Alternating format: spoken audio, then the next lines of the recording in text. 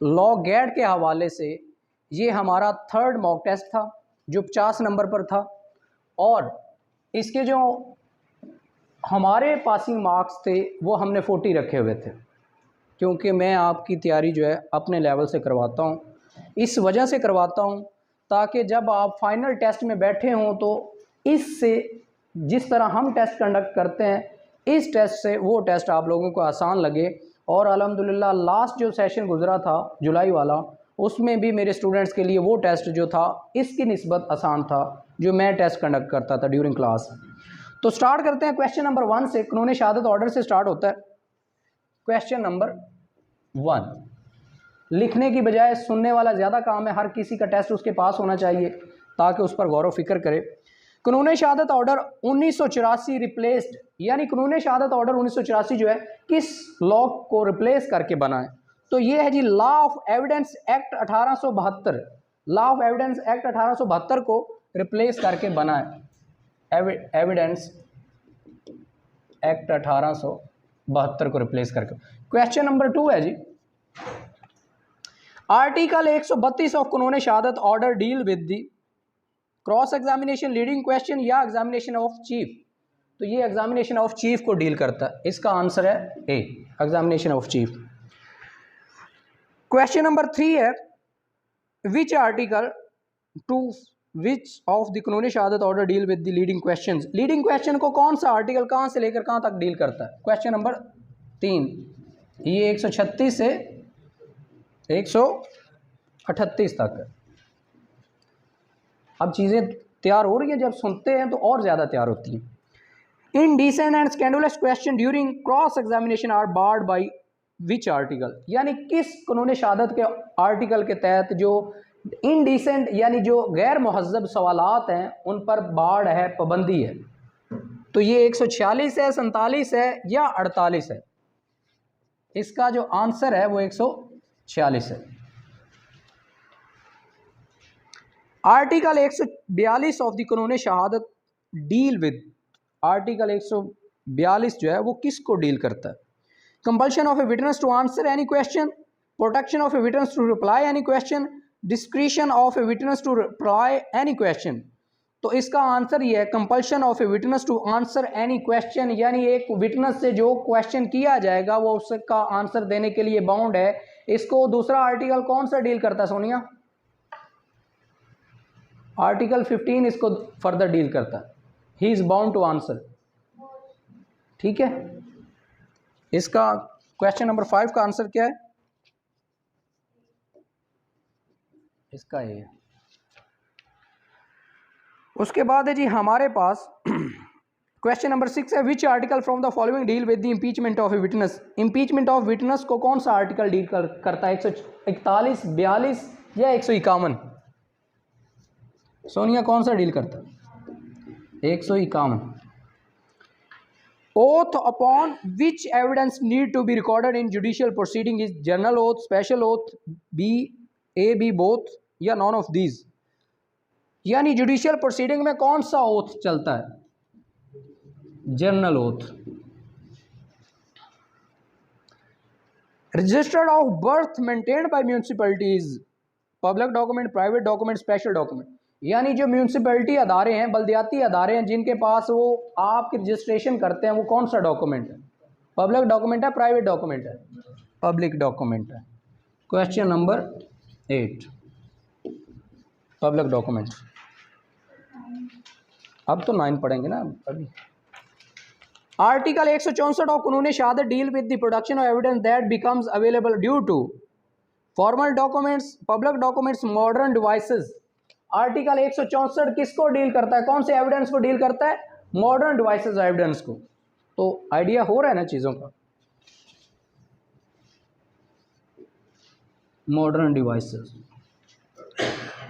Question number 10 है, any question suggesting the answer which the person putting it wishes or expect to receive is called.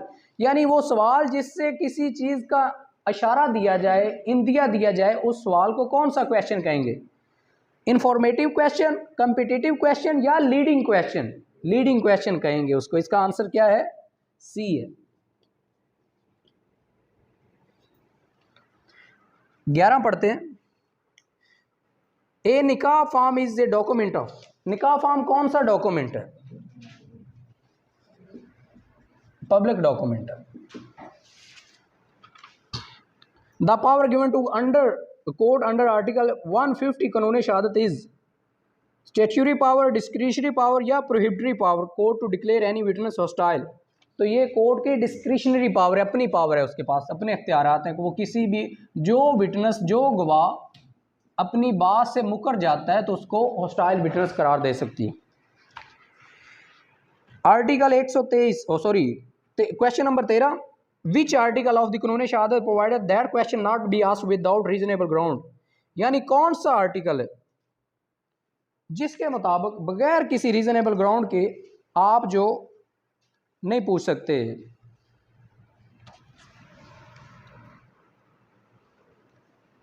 एक 144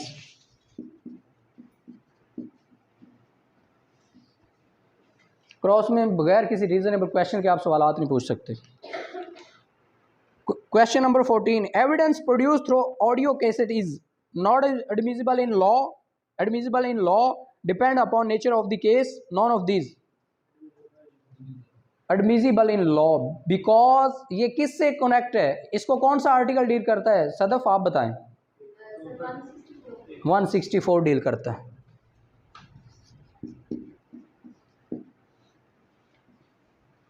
क्या है? Admissible है। Question number 15 पढ़ते हैं, evidence recorded without oath is admissible, not admissible in judicial proceeding, not admissible. Question number 16 है, dash evidence is more effective than dash evidence, यानी primary evidence जो हैं वो सेकेंडरी की बजाय ज़्यादा इंपॉर्टेंट है। 17, birth of a child during marriage is a conclusive proof of legitimacy, इलेजिटिमेसी, जना, नॉन ऑफ दीज, यानी शादी के दौरान जो बच्चा पैदा होता है वो कौन सा बच्चा होता है? लेजिटिमेट होता है, जायज़ होता है। लिहाजा इसका आंसर क्या है? ए है। Question number 18, any matter expressed or describe upon any substance by means of letters, figure or mark is called, यानी कोई भी चीज़ जो किसी लफ्ज़ों के ज़रिए, किसी निशान के ज़रिए या किसी फिगर के ज़रिए कोई किसी चीज़ को ज़ाहिर कर रही है, वो उस कौन सा एविडेंस बोलेंगे? Documentary evidence. क्वेश्चन नंबर 18 हो गया, इसका आंसर भी ये है। 19 पढ़ते हैं, Qanun Shahadat order 1984 does not apply to, Qanun Shahadat order किस पर अप्लाई नहीं होता? डज, इसमें एक चीज़ याद रखनी है आपने, जब भी कोई क्वेश्चन पढ़ना है उसमें शेल, मे, डज नॉट और ही, शी, इसका बड़ा प्रॉपर ख्याल रखना है कि कहाँ पे डज नॉट आ रहा है, कहाँ पर खाली डज आ रहा है। बात, क्योंकि एक लफ्ज़ के साथ क्वेश्चन का पूरा मतलब बदल जाता है। अगर यहाँ पे नॉट हटा दिया जाता तो होना था कि कहाँ कहाँ पर अप्लाई होता है। ठीक है, तो कानून शहादत किस कौन सी प्रोसीडिंग पर अप्लाई नहीं होता? आर्बिट्रेशन की प्रोसीडिंग पर अप्लाई नहीं होता, बाकी सब पर होता है। 119 इसका सी है। Sorry, question number 20,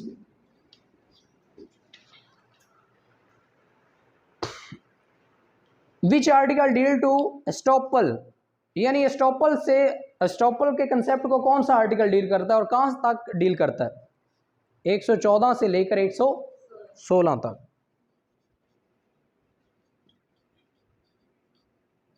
question number 21, the term order is defined in section 2 sub section, यानी जो सीपीसी की डेफिनेशन का पोर्शन है उसमें जो ऑर्डर जहां पर डिफाइन किया गया वो कौन सा सब सेक्शन कौन सा है? 2 सेक्शन का सब सेक्शन 14 है।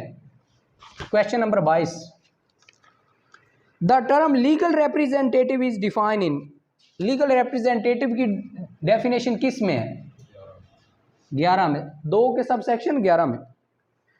ए residing in Karachi beats B in Dhaka, A may sue in, Karachi Dhaka both at Karachi and Dhaka, यानी इसको कौन सा सेक्शन डील करता है सोनिया, आप बताएंगे। सीपीसी का कौन सा सेक्शन डील करता है इस क्वेश्चन को? शाह जी आइडिया आ रहा है? 19 according on the option of plaintiff, इसमें सी इसका आंसर है।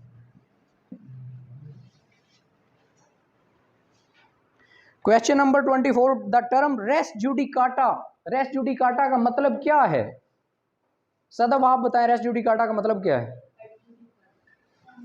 एडजुडिकाटा मतलब नहीं है, इसका मतलब वो है जो मैटर ऑलरेडी डिसाइड हो चुका है। Further proceeding a matter already adjudicated, stay of proceeding, stay of proceeding section 10 है, ठीक है। तो ये जिसका भी पेपर उसने भी गलत लगाया, लेकिन इसका आंसर जो राइट है वो प्रोसीडिंग ऑलरेडी डिसाइडेड है, यानी इसका आंसर ए ठीक जो है वो बी है। Question 25, appeal is a finality and या कंटिन्यूएशन ऑफ सूट, जो अपील होती है वो एक केस को ख़त्म करती है, स्टार्ट करती है या कंटिन्यू करती है। ऑलरेडी जो केस चल रहा होता है उसमें जब फैसला आता है तो अपील करने के बाद वो केस दोबारा स्टार्ट रहता है। हीरा क्या हुआ है, लिख लिए? चले मैं अभी करता हूँ। अंडर ऑर्डर, क्वेश्चन नंबर 26 है, इसका आंसर सी है। Under order 1 rule 1 all person may be joined as plaintiff if their right to be relief is same. तमाम लोग जो हैं वो क्या बन सकते हैं, प्लेंटिफ बन सकते हैं अगर सबका राइट एक जैसा इनफ्रिंज हुआ। 27, the power enjoyed by court to fulfil needs of justice in absence of specific provision of CPC are called, यानी जब जो अदालत है अपनी पावर खुद इस्तेमाल करती है, जब सीपीसी का लॉ वाज़े तौर पर उस चीज़ पर साइलेंट हो, तो जो अदालत अपनी पावर इस्तेमाल करेगी उसको क्या कहेंगे?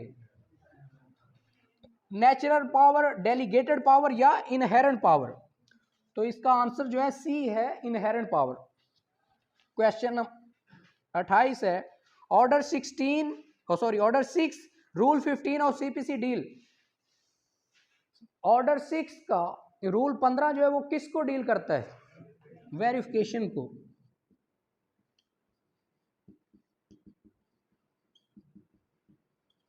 लोग पता क्या कहते हैं, लोग कहते हैं जर्नल चीज़ें सुननी पास हो जाते हैं, ऐसा नहीं होता। लॉ गेट एक मेहनत का नाम है।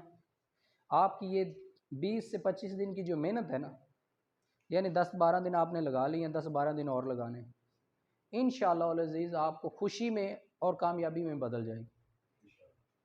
जो लोग कहते हैं कि कामयाबी किसी न किसी शॉर्टकट में पड़ी हुई है, वो लोग या तो आपको गुमराह करते हैं या आप लोगों के साथ गलत बयानी करते हैं। कामयाबी का कोई शॉर्टकट नहीं है। आप बैठे इधर मेहनत कर रहे हैं, हर रोज़ आते हैं, टेस्ट देते हैं, पढ़ते हैं, टेस्ट देते हैं, पढ़ते हैं, टेस्ट देते हैं, ये कंटिन्यूसली मेहनत है। जिस दिन आपका फाइनल टेस्ट होगा, ये इतना इतना इतना इतना मटेरियल करते हैं, आपके पास इतना ज़्यादा मवाद होगा कि आप जहाँ से मर्जी वो पेपर उठा के दे दे, आप कहेंगे हमें आता है। लेकिन लोग चाहते क्या, लोग चाहते हैं हर चीज़ बनी बनाई प्लेट। मुझे अक्सर स्टूडेंट्स के मैसेज आते हैं, सर कोई 200-400 MCQs दे दें कि जिसके मुताबिक पेपर आए। वो भाई मेरे पास ऐसे MCQs नहीं है 100-150 वाला सीन कि मैं आपको स्पेसिफिक दूँ ये पढ़ लो पास हो जाओ। मैं बार बार कहता हूँ लॉ पढ़ो, जिसको लॉ आता होगा उसकी फेल होने की वजह ही नहीं है, और जो मेहनत करता है अल्लाह भी उसकी मदद करता है। Question 29, service of the summon shall be made by delivering or tendering a copy thereof signed by the, यानी जब समन वगैरह नोट्स वगैरह किसी को भेजने होते हैं तो उस पर साइन किसके होते हैं? अहमद के होते हैं, जज के होते हैं या किसी और के होते हैं? तो जो भी अदालत से एक डॉक्यूमेंट निकलता है कहीं भी समन वगैरह के लिए, तो उस पर हमेशा साइन जज के होते हैं। Question 29 answer A. 30,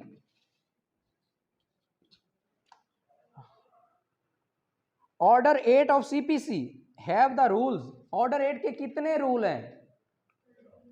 13 रूल है। प्रयासा अब ओके हुआ?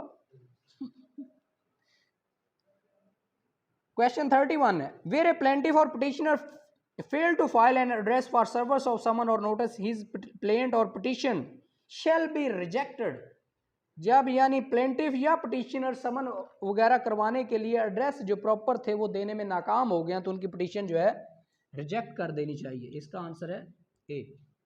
Question number 32, where plaintiff rely on any other document as evidence in support of his claim, he shall enter such document in plaint in specific application in a list to be added or annexed with the plaint। यानी जिस भी document पर एक plaintiff rely कर रहा है उसको उसने डॉक्यूमेंट वाली लिस्ट में ऐड करना है जिसको वो साथ अटैच कर रहा है। इसका आंसर क्या है? सी। Order 7 Rule 9 of CPC deal with the procedure of admitting plaint, procedure of admitting written statement। ये कौन सा है? प्रोसीजर ऑफ एडमिटिंग प्लेंट, क्योंकि ऑर्डर 7 की बात हो रही है। ऑर्डर 7 किसको डील करता है? क्वेश्चन नंबर 34,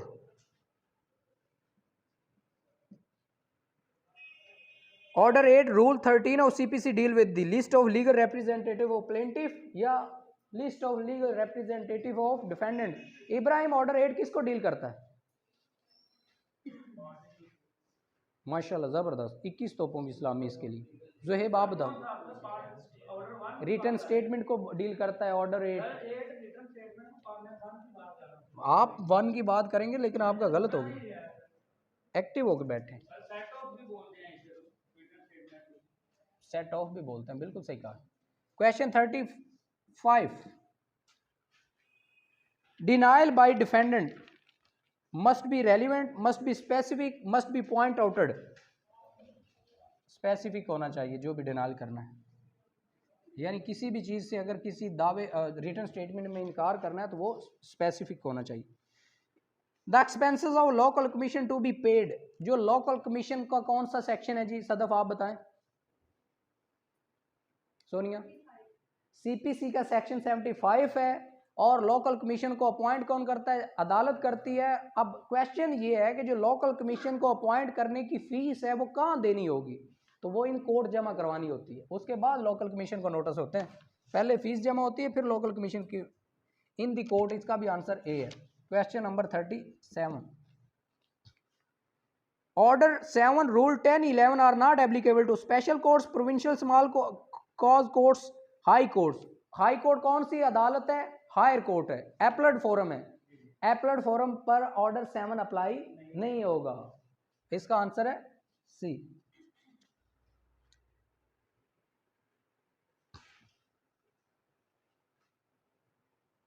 क्योंकि हायर ऑर्डर 7 कब हम इस्तेमाल करते हैं? जब हमने निचली स्टेज पर दावा दायर करना होता है।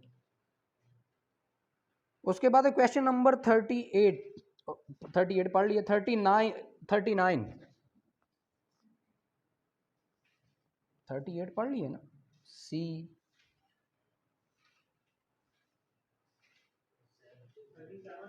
37 हम छोड़ गए। Every appeal shall be preferred in the form of booklet, design document या मेमोरेंडम। तो अपील किस तरह दायर की जाएगी? मेमोरेंडम की फॉर्म में दायर की जाएगी। उसके बाद है जी हमारे पास क्वेश्चन नंबर है 39, section 5 of CPC deals. Section 5 CPC किस चीज को डील करता है? सदफ आप बताएं। रेवेन्यू कोर्ट्स को।